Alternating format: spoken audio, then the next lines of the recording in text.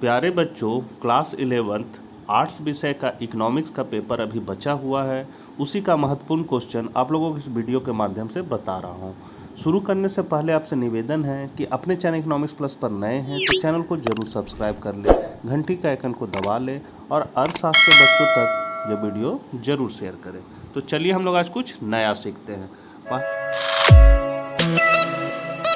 पहला क्वेश्चन है, यदि सिग्मा x बराबर 50 एवं n बराबर 5 तो x बार का मान प्राप्त करें। तो ये आपको बच्चों माध्य निकालना है। तो x बार बराबर, यहाँ आप देख सकते हैं फॉर्मूला है, x बार बराबर सिग्मा x बटा n। सिग्मा x आपका 50 दिया हुआ है, बैठा देंगे। n आपका 5 दिया हुआ है, बैठा देंगे। 5 दहिए 50, तो आपका आंसर आ गया 10। दूसरा क्वेश्चन है, ये क्वेश्चन आया हुआ है प्रीवियस क्वेश्चन से इसको लिया गया है बच्चों। निम्न आंकड़ों से समांतर माध्य प्राप्त करें। कर्मचारी की संख्या 5 है, मजदूरी दिया हुआ है 50, 55, 60, 70, 85। अथवा इसी क्वेश्चन को घुमा के अगर पूछेगा तो 5 कर्मचारियों द्वारा अर्जित प्रतिदिन की मजदूरी निम्न है। मजदूरी यहाँ दिया हुआ है, तो समांतर माध्य की गणना करें। अब यहाँ पर क्या है बच्चों, कर्मचारियों की संख्या इसमें नहीं दिया, जबकि इसमें दिया हुआ है। तो कर्मचारी की संख्या कैसे निकालें, तो इसको गिन के 1 2 3 4 5, तो यहाँ कर्मचारी की संख्या 5 हो जाएगा। अब इसका समांतर माध्य निकालने के लिए क्या करेंगे, सबसे पहले तो हम इसका सीरियल नंबर कर दिए। कितना है, 50, 55, 60, 70, 85, बैठा दिए।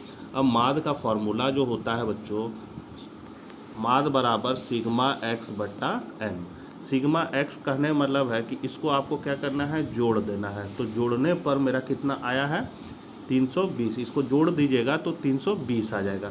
तो यहाँ बैठा देंगे x बार बराबर सिग्मा x बटा n। सिग्मा जिसमें लगा रहेगा उसको जोड़ना है, तो मेरा कितना आ गया, 320 बटा n मेरा कितना है, तो 5 है। अब 5 से इसको भागा लगाएंगे तो आ जाएगा 64। तो आ गया आपका 64 माध्य निकल गया। अब हम लोग आगे बढ़ते हैं। ग्रेट लीप फॉरवर्ड का क्या उद्देश्य था, तो महान प्रगति उछाल, जिसको ग्रेट लीप फॉरवर्ड कहते हैं, 1958 ईस्वी में चीन में आरंभ किया गया। इसका प्रमुख उद्देश्य बड़े पैमाने पर देश का औद्योगिकरण करना था। फिर है, माध्य के 2 गुण और 2 दोष लिखिए। ये आपका मॉडल क्वेश्चन में दिया हुआ था बच्चों। ये क्वेश्चन, समांतर माध्य के गुण क्या हैं, तो यह समझने और गणना करने में सरल होता है। माध्य संपूर्ण श्रेणी का प्रतिनिधित्व होता है। इसका मूल हमेशा निश्चित होता है। यह व्यक्तिगत पक्षपात से प्रभावित नहीं होता है। इसका प्रयोग बीजगणितीय गणनाओं में किया जाता है। तुलना के लिए एक अच्छा आधार है। माध्य की गणना करने में आंकड़ों को व्यवस्थित करना आवश्यक नहीं है। यह एक परिकल्पित मूल्य है, जबकि माध्यिका और बहुलक स्थिति संबंधी मूल्य होते हैं। यह प्रति 10 के परिवर्तनों से बहुत कम प्रभावित होता है। तो इसमें से आप 5 पॉइंट लिख सकते हैं बच्चों, बाकी छोड़ दीजिएगा। अब इसके दोष है, यह कभी कभी भ्रामक एवं असंगत परिणाम देता है। समांतर माध्य में सीमांत मूल्य का बहुत अधिक प्रभाव पड़ता है। समांतर माध्य की गणना किसी एक मूल्य की कमी से ज्ञात नहीं किया जा सकता है। समांतर माध्य वह मूल्य हो सकता है जिसका श्रेणी में कोई अस्तित्व ना हो। उदाहरण के लिए 4, 8 तथा 9 का औसत 7 होता है तो श्रेणी में नहीं है। समांतर माध्य की गणना केवल अवलोकनों द्वारा नहीं किया जा सकता है, इसमें गणितीय गणनाओं की आवश्यकता पड़ती है। छठा है, इसे पक्षपात वाला औसत कहा जाता है क्योंकि इस पर बड़े मूल्यों का अधिक और छोटे मूल्यों का कम प्रभाव पड़ता है। तो इसमें भी आप 5 पॉइंट लिख सकते हैं बच्चों, या 4 भी लिख सकते हैं। अगला क्वेश्चन है, माध्यिका ज्ञात करें। तो यहाँ माध्यिका दिया हुआ बच्चों 10, 20, 40, 80, 160, 170। तो माध्यिका ज्ञात करने के लिए सबसे पहले हम लोग को क्या करना पड़ता है, सीरियल नंबर लिखना पड़ता है। उसके बाद जो आपका x दिया हुआ है उसको हम लोग बढ़ते क्रम में लिखेंगे।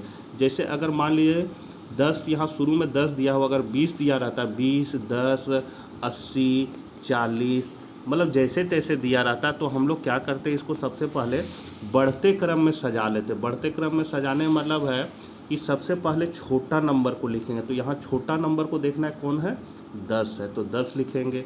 उसके बाद उससे बड़ा जो नंबर रहेगा 20, अगर 20 इधर भी रहेगा तो यहाँ 20 लिखाएगा। फिर इससे बड़ा 40, फिर 80, फिर 160 और फिर 170, और फिर इसका हम लोग सीरियल नंबर कर देंगे। सीरियल नंबर में 10 को 1 नंबर, 20 को 2 नंबर, फिर 40 है 3 नंबर, फिर 4 नंबर, 5 नंबर और 6 नंबर। तो यहाँ टोटल सीरियल नंबर कितना हुआ? 6 हो गया।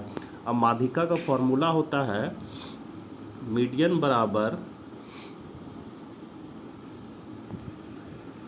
बराबर फॉर्मूला होता है value of n+1/2 item. n कितना है मेरा? तो इसको गिने हैं अभी हम लोग 6, तो यहाँ 6 लिख दिए। तो 6 + 1/2 तो हो गया 6 और 1 7/2। अब इसको भागा लगा देंगे तो कितना आ जाएगा? 3.5। तो ये मेरा 3.5 आया। इस 3.5 को हम लोग सीरियल नंबर में देखेंगे। सीरियल नंबर कहाँ है? 3 और 0.5 है, मतलब 3 और 4 के बीच में मेरा नंबर आ गया। तो यहाँ फिर मीडियन का सेकेंड फॉर्मूला लगेगा, मीडियन बराबर 3rd + 4th/2 आइटम्स। क्योंकि यह 3rd और 4th में आया है, इसलिए 3rd + 4th/2 आइटम होगा। अगर मेरा आंसर आता 2.3 तो इसका मतलब 2 और 3 के बीच आया है, तो मेरा फॉर्मूला होता मीडियन बराबर 2nd + 3rd/2 आइटम्स। तो इसको समझ गए होंगे बच्चों। तो यहाँ मेरा आया है 3.5। तो 3rd + 4th, तो 3rd कहने मतलब है कि 3 नंबर में x में कितना नंबर है? तो 40 है। और 4 नंबर में x में कितना है? तो 80 है। जोड़ देंगे और 2 से भागा लगा देंगे। तो इन दोनों को जोड़ दिए बच्चों, 120 आया। 2 से भागा लगा दिए तो कितना आ जाएगा? 60। तो 60 मेरा हो गया माध्यिका। अब आगे बढ़ते हैं। माध्यिका के 2 गुण और 2 दोष लिखे। ये क्वेश्चन आया हुआ है बच्चों। तो माध्यिका के गुण और दोष निम्नलिखित है। गुण क्या है? यह वितरण के मध्य मूल्य को व्यक्त करता है, मतलब जो आपका आंसर आएगा उस समय बीचों बीच में ही आएगा। देखिए जो मेरा आंसर आया है 3.5, इधर से गिनिए और इधर से गिनिए, तो ये दोनों के बीच में, और फिर ये 40 और 80 के बीच में ही आपका आंसर आएगा। यह समझने तथा गणना करने में सरल है। इसे बिंदु रेखा द्वारा व्यक्त किया जा सकता है। अब इसका दोष क्या है? तो माध्यिका ज्ञात करने के लिए आंकड़ों को बढ़ते हुए अथवा घटते हुए क्रम में व्यवस्थित करना जरूरी है। सही बात है, बिना ऐसा किए हो नहीं सकता है। ऐसा करना कई बार कठिन समस्या बन जाती है, मतलब संख्या बहुत ज़्यादा रहा तो मेरे लिए एक समस्या बन जाएगी। दूसरा है, यह श्रेणी के सभी आंकड़ों पर आधारित नहीं होता है। मतलब इसमें श्रेणी में क्या है कि इस 2 श्रेणी को लिए हैं, 3 और 4 को लिए, जिस हिसाब से मेरा आंसर है, बाकी श्रेणी को क्या किए हैं? छोड़ दिए हैं। तो इसीलिए इसमें सभी का महत्व नहीं होता है। इसका प्रयोग अग्रिम बीजगणितीय कार्यों में नहीं किया जा सकता है। अब 7वां नंबर क्वेश्चन देख लेते हैं बच्चों। x दिया हुआ है, इस श्रेणी से क्या आपको करना है? बहुलक ज्ञात करना है। तो इस श्रेणी में कोई संख्या दोबारा नहीं है, ऐसी स्थिति में सबसे अधिक संख्या ही बहुलक होगा। देखिए यहाँ पर 18, 20, 70, 40 कोई भी संख्या दोबारा रिपीट नहीं है, तब ऐसी स्थिति में बहुलक कौन होगा? तो इसमें जो सबसे बड़ा नंबर होगा, सबसे बड़ा नंबर कौन है? 70। तो 70 आपका आंसर हो जाएगा बहुलक। और यदि यहाँ पर 18 एक और रहता और ये भी 18 एक और 18 यहाँ रहता, तब यहाँ पर कोई संख्या का रिपीट नहीं है और 18 2 बार है यहाँ, तो आपका बहुलक 18 हो जाएगा। फिर है एक और क्वेश्चन है, ये आपका खंडित श्रेणी का है। अंक दिया हुआ है बच्चों, बारंबारता दिया हुआ है, इसका माध्यिका ज्ञात करना है। तो माध्यिका ज्ञात करने के लिए पहले अंक लिख लिए यहाँ पर, उसके बाद f लिख लिए। यहाँ पर हमको 6 घर बनाना है। तो जो पहला बारंबारता है f जो लिखे हैं वो पहला घर कहलाएगा, फिर इसका बगल में दूसरा घर, फिर तीसरा घर, फिर चौथा घर, 5वां घर, 6ठा घर। यहाँ लिखेंगे टेली मार्क और बगल में एक और लाइन खींचेंगे और ये दोनों का हो जाएगा एनालिसिस। अब इसमें करना क्या है बच्चों? 2-2 का जोड़ी 2 घर में बनाना है और 3-3 का जोड़ी 3 घर में बनाना है। 2-2 का जोड़ी 2 घर में बनाने का मतलब है कि ये और ये 1 और 3 को जोड़ देंगे, मतलब इसका जोड़ी बना देंगे, तो कितना हो जाएगा? 4। तो इसका ना बीच में लिखना है। देखिए 100 और 200 का बीच में लिखना है 4। फिर 8 और 9 को जोड़ देंगे तो इसका बीच में लिख देंगे 9। फिर 4 और 7 को जोड़ेंगे तो कितना हो जाएगा बच्चों? 7 हो जाएगा, बीच में लिख देंगे। तो पहला घर में 2 का जोड़ी बना दिए, 2-2 का जोड़ी 2 घर में बनाना, तो ये घर में बन गया 2 का जोड़ी। अब तीसरा घर में भी 2 का जोड़ी बनाएंगे। हम लोग स्टार्ट कहाँ किए थे? 1 और 3 से।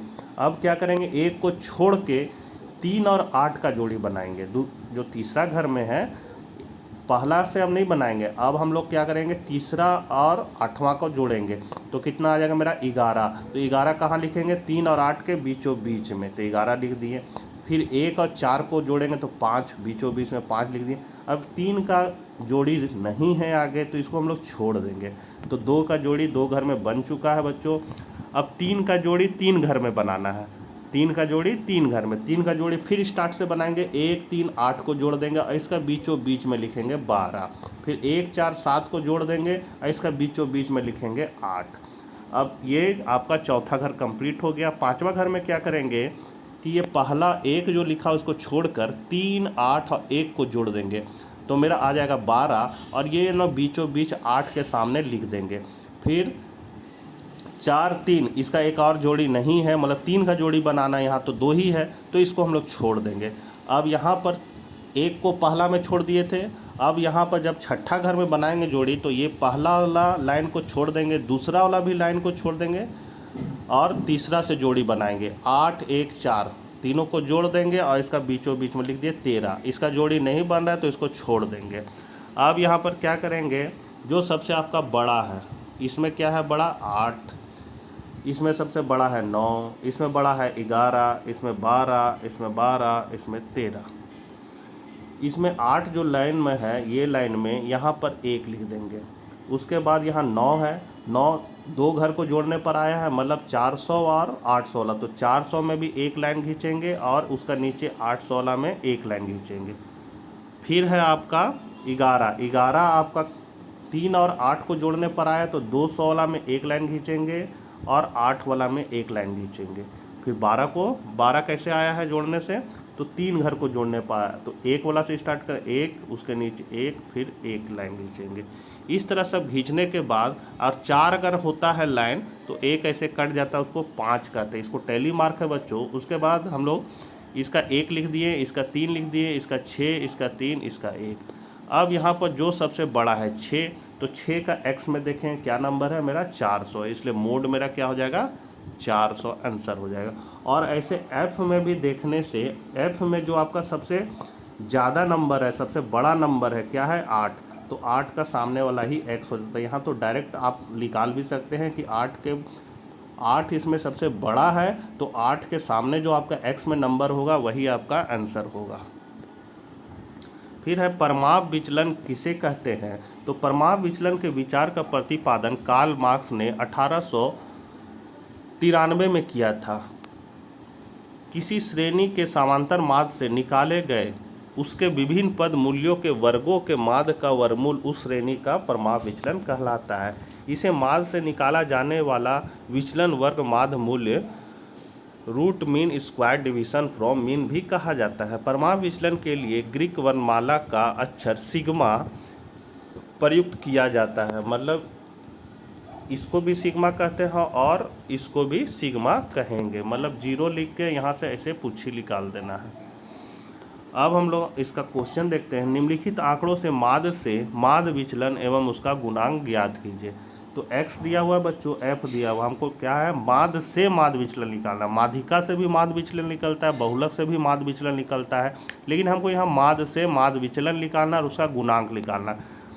तो x दिया हुआ है, f दिया हुआ, तो x को हम लिख देंगे 0 से 10, फिर आपका 10 से 20, 20 से 30, 30 से 40, 40 से 50। f को भी लिख दिए बच्चों। उसके बाद हम लोग इसका मध्य बिंदु निकालें। मध्य बिंदु कैसे निकलेगा, तो ये दोनों को जोड़ देंगे, मतलब 0 और 10 को जोड़ देंगे तो मेरा आ जाएगा 10 और उसको 2 से भागा लगा देंगे तो क्या हो जाएगा मेरा 5। तो यहाँ देखिए 5 लिखा गया। फिर उसी के नीचे वाला टेबल में आते हैं, 20 और 10 को जोड़ देंगे और 2 से भागा लगाए तो 20 और 10 30, 2 से भागा लगाएं तो 15, फिर 30 और 20 50, 50 को 2 से भागा लगाएं तो 25। इसी तरह हम लोग मध्य बिंदु निकाल लेंगे। उसके बाद जो मध्य बिंदु लिख लेगा m भी वो x कहलाएगा। उसके बाद f और x को गुना कर देंगे तो fx हो जाएगा, मतलब 3 गुने 5 15, 2 गुने 15 30, 3 को 25 से गुना करें 75, ये आ गया। अब इसको हम लोग जोड़ देंगे, काहे कि हम लोग को क्या करना है माध्य से माध्य विचलन ज्ञात करना, तो इसका हम लोग को माध्य निकालना। माध्य का फॉर्मूला क्या होता है बच्चों, खंडित श्रेणी में x बार बराबर सिग्मा fx बट्टा सिग्मा f। तो यहाँ पर एफ एक्स तो निकाल लिए, लेकिन उसका सिग्मा करना है, मतलब उसको जोड़ना है, और एफ को भी जोड़ना है, मतलब इसको भी जोड़ना है। उसके बाद इस फॉर्मूला में बैठाएंगे। तो यहाँ पर हम लोग इसको जोड़ दिए तो मेरा कितना आया है 200 आया, और सिग्मा एफ मेरा आया है 10। तो माद का फॉर्मूला में बैठा दिए सिग्मा एफ एक्स बट्टा sigma F. Sigma F x कितना है 200, सिग्मा एफ कितना है 10। अब यहाँ ये जीरो से ये जीरो कट गया आपका, तो बच गया मेरा 20। ये जो 20 आया ये बच्चों मेरा डिवीज़न कहलाएगा। मतलब यहाँ पर हम लोग डिवीज़न में लिखेंगे डिवीज़न बराबर 20, ये लिख लेगा मेरा dx। इसके बाद हम लोग x जो है मध्य बिंदु जो निकाले थे x, उससे इसको माइनस करेंगे। कैसे माइनस करेंगे, जैसे यहाँ 5 है, यहाँ 20 है, तो लिखेंगे 5 माइनस 20 बराबर कितना बचेगा बच्चों -15। तो यहाँ -15 हो गया। उसके बाद हम लोग फिर करेंगे 15 माइनस 20 कितना बचेगा -5। 25 माइनस 20 5, 35 माइनस 20 15, 45 माइनस 20 25 बचेगा। ये मेरा dx निकल गया। अब हम लोग इसमें देख रहे हैं यहाँ माइनस लगा हुआ, -15 है, यहाँ -5 है, तो इन सब को हम लोग प्लस बना देंगे। तो ये प्लस बनाने का जो प्रक्रिया उसको हम लोग कहते हैं मोड dx। ये जो डंटा दो देख रहे हैं बच्चों, ये है मोड, और इसके बीच में dx, तो हम लोग इसको पढ़ेंगे मोड dx। मोड dx कर देंगे। मोड dx में क्या होता है कि जितना इसमें आपको माइनस दिखेगा उस सबको प्लस मान लेना है, और प्लस जो है वो प्लस ही रहेगा। तो यहाँ पर मोड dx निकाल दिया, -15 को 15 लिख दिए प्लस में, -5 को 5 लिख दिए, ये 5 प्लस में है तो 5 रहा, 15 15 रहा, 25 25 रहा। उसके बाद आपको f और मोड dx को आपस में गुना कर देना, तो निकल जाएगा मेरा f मोड dx, मतलब 3 गुने 15 45, 2 गुने 5 बराबर 10, 3 गुने 5 15, गुना कर दिए। अब इसका फॉर्मूला होता है बच्चों माद से माद विचलन बराबर, इस तरह इसको डिनोट करते हैं बच्चों, मतलब इससे 0 लिखिए, इसको करके इसे घुमा दीजिए, ये निकल जाएगा मेरा माद विचलन से माद, मतलब ऐसे करके ऐसे घुमा दीजिए माद विचलन। इसका फॉर्मूला बनेगा सिग्मा एफ मोड dx बट्टा सिग्मा एफ। अब यहाँ पर सिग्मा एफ मोड dx कितना निकला मेरा 110, 110 बैठा देंगे।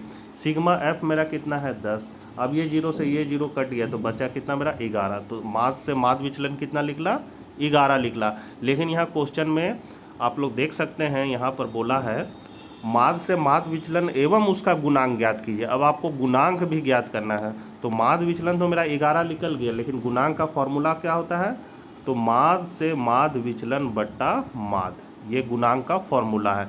तो माद से माद विचलन मेरा कितना निकला है 11, और माद कितना निकाले हैं, तो माद हम लोग शुरू में निकाले हैं 20। अब 20 को 11 में भागा लगा देंगे तो आ जाएगा मेरा 0.5। तो ये मेरा माद विचलन गुणांक ज्ञात हो गया। अगला इम्पोर्टेंट क्वेश्चन है बच्चों, कुटुम्बश्री क्या है। तो कुटुम्बश्री केरल सरकार की ओर से शुरू की गई एक पहल है। ये संस्था गरीबों और महिलाओं के सशक्तिकरण के लिए काम करती है। इसका गठन 1997 में किया गया था। इस संस्था में केवल महिलाएं ही काम करती है। कुटुंब का अर्थ होता है परिवार और श्री का अर्थ होता है महिला। इन दो शब्दों को जोड़कर इस संस्था का नाम रखा गया है। अगला क्वेश्चन है, निम्न समंकों में कार्ल पियर्सन का सहसंबंध गुणांक ज्ञात कीजिए। बच्चों इसमें जो जितना भी मैथ बताया है उसमें से मैथ जरूर आएगा बच्चों, लेकिन ये नंबर चेंज रहेगा, मेथड यही रहेगा।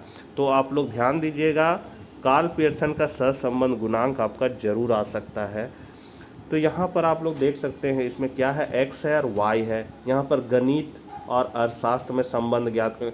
सहसंबंध मतलब दो चरों के आपसी संबंध को हम लोग सहसंबंध कहते हैं। इसको कार्ल पियर्सन ने दिया था सबसे पहले। तो इसमें क्या करना है बच्चों कि यहाँ लिखा रहेगा अर्थशास्त्र, यहाँ इतिहास, मतलब अर्थशास्त्र और इतिहास में क्या सहसंबंध है, पिता पुत्र के बीच क्या संबंध है। इस तरह भी क्वेश्चन रह सकता है। तो मान लिया पिता रहा तो उसको x मान लेंगे, पुत्र है तो y मान लेंगे, अर्थशास्त्र रहा तो x मान लेंगे, और इतिहास रहा तो y मान लेंगे। तो यहाँ पर x और y को लिख देंगे। उसके बाद हम लोग इसको क्या करेंगे, काल्पनिक माद लेंगे a। इससे हम अपने से कोई नंबर ले लिए, तो हम 6 ले लिए बच्चों, सबसे छोटा नंबर a बराबर 6, ये निकल जाएगा मेरा dx। अब इससे ये 6 को ये 6 से माइनस करें तो 6 माइनस 6 गया 0, 8 में 6 गया 2, 12 में 6 गया 6, 15 में 6 गया 9, 18 में 6 गया 12, और भी है नीचे। तो इसको आप लोग समझ गए। उसके बाद हम लोग y से एक नंबर ले लेंगे। तो यहाँ पर हम ले लिए बच्चों 15। 15 इसलिए लिए कि यहाँ 15 2 बार है, बाकी और कोई नंबर रिपीट नहीं है, तो 15 ले लिए। तो 2 को 0 मेरा बढ़ेगा, तो a बराबर 15 मान लिए। अब y से इसको घटाएंगे तो 10 माइनस 15 माइनस 5, 12 माइनस 15 माइनस 1, 15 में 15 गया 0, हो गया 0 यहाँ, 15 में 15 गया 0, 18 में 15 गया 3, इस तरह घटाएंगे बच्चों। तो ये मेरा dy निकल जाएगा। उसके बाद dx का स्क्वायर कर देंगे, मतलब 0 का स्क्वायर 0, 2 गुने 2 4 हो जाएगा, स्क्वायर करेंगे। स्क्वायर मतलब होता है इसी का डबल गुना करना, 6 गुने 6 36 हो जाएगा, 9 गुने 9 81 हो जाएगा। इस तरह आप निकालिएगा। फिर dy स्क्वायर निकालेंगे, इसका स्क्वायर कर देंगे तो ये निकल जाएगा। उसके बाद ये dx और dy को आपस में क्या करेंगे, गुना कर देंगे, मतलब 0 को -5 से गुना करें तो 0 ही हो जाएगा, क्योंकि 0 से कोई भी संख्या गुना होता है तो 0 होता है। 2 को 3 से गुना करेंगे तो -6 हो जाएगा, ये 0 हो जाएगा, ये 0 हो जाएगा, 12 तिया 36। इस तरह dx dy निकाल देंगे, यहाँ निकाल दिए। सब को हम लोग जोड़ देंगे। अब इसका फॉर्मूला है r बराबर सिग्मा dx dy। तो सिग्मा dx dy कितना है, यहाँ पर है सिग्मा dx dy, मतलब इसको गुना करके जब जोड़ेंगे तो मेरा आ जाएगा 863। 863 कैसे आया बच्चों, तो यहाँ जो पहले प्लस साइन वाला है, जैसे 36, 140, 126, 242 और 325, पहले प्लस साइन वाला को जोड़ दिए तो मेरा आ गया 869। और उसके बाद फिर माइनस साइन वाला को जोड़ देते, तो माइनस तो यहाँ एक ही है और रहता, तो माइनस साइन वाला को जोड़ देते और यहाँ पर फिर उतना अंक माइनस कर देते। तो यहाँ -6 एक ही था, तो -6 करें तो 863 बचेगा। तो यहाँ पर सिग्मा dx dy की जगह 863 लिख देंगे। n हो गया पदों की संख्या, तो यहाँ पर हम लोग इसको गिन लीजिए। पदों की संख्या 1 2 3 4 5 6 7 8 9, तो n हो गया मेरा 9। तो n के जगह पर हम लोग क्या बैठा देंगे, 9। सिग्मा dx देखिए यहाँ पर है 108, 108 बैठा दिए। n कितना है, 9। सिग्मा dy कितना है, तो 36, तो 36/9 कर दिए। इसमें भी देखिए प्लस माइनस होगा, तो पहले प्लस वाला को जोड़ लेंगे, तो मेरा प्लस वाला आ गया 44। फिर माइनस वाला को जोड़ेंगे, माइनस कितना है, तो -5 और -3 जोड़ देंगे, 5 3 8, तो -8 हो जाएगा। यहाँ -8 हो जाएगा, तो 44 - 8 हो जाएगा 36, मतलब यहाँ माइनस कर दिया 36, तो यहाँ 36 हो गया। फिर n मेरा 9। सिग्मा dx स्क्वायर कितना है, 1894/9। फिर है माइनस सिग्मा dx, माइनस का माइनस लिखे, सिग्मा dx कितना है, 108/9 का स्क्वायर कर दिए। फिर सिग्मा dy स्क्वायर कितना है, 482 लिख दिए, बट्टा n है तो n में 9 लिख दिए। फिर सिग्मा dy है, सिग्मा dy कितना लिख लिया, 36/9 का होल स्क्वायर। अब इसको सॉल्व कर देंगे बच्चों, तो ये 9 से इसको भागा लगा देंगे और फिर इसको आपको सॉल्व करके आ जाएगा 432। अब इतना में क्या करेंगे, इसको दोनों को माइनस करेंगे, तो मेरा आ गया 431। अब यहाँ पर इसको इसमें भागा लगा देंगे तो आ जाएगा मेरा 210.4, और इसको इसमें भागा लगा देंगे तो आ जाएगा 12, और 12 का स्क्वायर है तो हो जाएगा 12 का स्क्वायर 44। यहाँ पर इसको भागा लगाएंगे तो 53.5, इसको काट देंगे तो हो जाएगा 4, क्या कि 9 चौके 36। अब 4 का स्क्वायर कर देंगे तो 4 चौके 16, यहाँ 16 हो गया। अब यहाँ पर ये दोनों को माइनस करेंगे तो 66.4 आ गया, और ये दोनों माइनस करेंगे तो 37.5 आ गया। अब 66.4 का वर्गमूल निकालेंगे तो 8.14 आ जाएगा, और 37.5 का वर्गमूल निकालेंगे तो 6.12 आ जाएगा। फिर इसको इसमें गुना करके 9 से गुना कर देंगे तो इतना आ जाएगा। इसको इसमें भागा लगाएंगे तो 0.96 आएगा, और ये उच्च सहसंबंध कहलाएगा। अगला और लास्ट क्वेश्चन है, सहसंबंध गुणांक r के विभिन्न मानों 0 1 तथा 1 की व्याख्या कीजिए। तो r + 1, यहाँ पर -1 होगा बच्चों। सहसंबंध गुणांक r के विभिन्न मानों 0 1 तथा -1 की व्याख्या कीजिए। तो r बराबर +1 का मतलब है पूर्ण धनात्मक सहसंबंध, r बराबर -1 का मतलब है पूर्ण ऋणात्मक सहसंबंध, और r बराबर 0 का अर्थ है सहसंबंध की अनुपस्थिति, मतलब कोई संबंध नहीं है। तो बच्चों ये थे कुछ महत्वपूर्ण क्वेश्चन, इसको आप लोग एक नज़र देख लीजिए। मिलते हैं फिर नेक्स्ट वीडियो में, तब तक ले आज्ञा दीजिए, बाय बाय।